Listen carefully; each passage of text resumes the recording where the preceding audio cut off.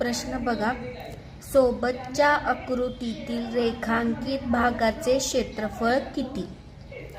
मग इथं दोन आयत दिलेत, एक आतला आणि एक बाहेरचा. एकाची 15 सेंटीमीटर आणि 10 सेंटीमीटर लांबी आणि रुंदी आणि आतल्या आयताची 11 सेंटीमीटर आणि 6 सेंटीमीटर लांबी आणि रुंदी. मग दोघांचं पहिल्यांदा क्षेत्रफळ काढून घ्यायचं. म्हणजेच बाहेरील आयताचे क्षेत्रफळ बरोबर लांबी गुणिले रुंदी. लांबी दिली आहे 15 आणि रुंदी दिली आहे 10. 15 आहे 150. आता आतील भागाचे क्षेत्रफळ काय आहे? 11.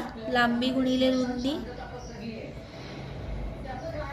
लांबी दिली आहे 11 आणि रुंदी दिली आहे 6.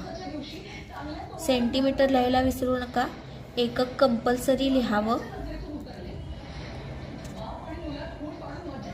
11 गुणिले 6 66 सेंटीमीटर.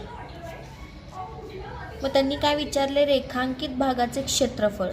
म्हणून ह्या दोघांचा काय करायचा? फरक काढायचा. बाहेरील आयताचे क्षेत्रफळ व आतील भागाच्या आयताचे क्षेत्रफळ. बाहेरील भागाचे क्षेत्रफळ वजा आतील भागाचे क्षेत्रफळ. 150 वजा 66 किती आलं?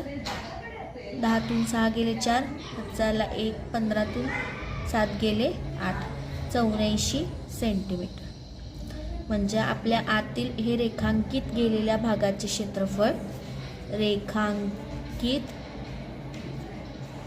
केलेल्या भागाचे क्षेत्रफळ